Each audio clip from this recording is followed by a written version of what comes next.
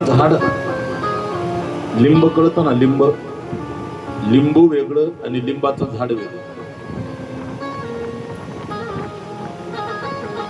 लिंबाच्या झाडाला जर लावलं दारात तर त्याला आंबे लागतात आणि त्याचा उत्तम रस होतो. होय, बरोबर ना?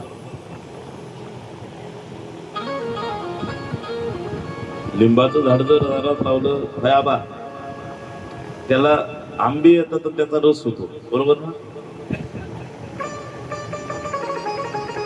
ते म्हणले कसं होईल? लिंबाच्या झाडाला लिंबोळ्याच्या.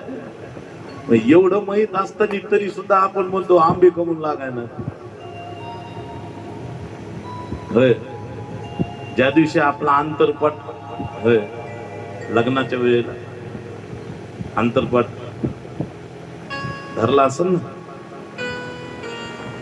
लग्नाच्या वेळेला, त्यावेळेस आपण झाड लावतो, झाड संसाराचं. काय त्यावेळेस आनंद आनंद असतो. मन में लड्डू फोटा, डबल फोटा. काय कौतुक ते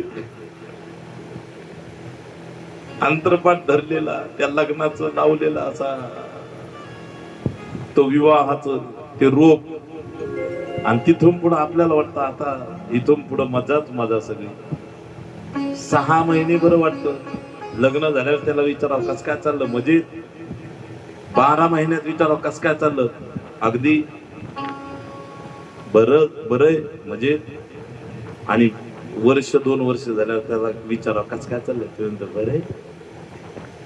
त्याचं तोंड असं होतं, माता मावल्यानं पत्तीचा डबा आपला पुडा आणायचा, चहा पत्ती, आणि ती सगळी पत्ती काढून घ्यायची, रिकामं राहिलेलं रॅपर चुलीत टाकायचं. ते जसं आकसत ना असं त्यांचं तोंड होतं. हे संसारात पडल्याचे लक्षण आहे. मिया रोती कु सुरत ही व्हायची. होय लक्ष्मण भाऊ, सगळ्याच सारखंच आहे.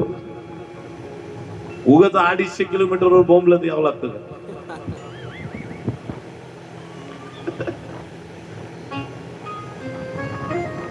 सगळं अवघड आहे ना, सगळं तेच आहे. त्याचं नावच प्रपंच आहे. 45 डिग्री सेल्सिअस मध्ये 250 किलोमीटरचा प्रवास करायचा, उन्हात थांबायचंय, 8 दिवस यायचंय, उन्हाच्या झळाया सहन करायच्या, तुमच्या समोर परत बोलण्याची उष्णता वाढवायची, 4-4 तास बोलायचं. लग्नच नसतं केलं तर कशाला आलो असतो मी?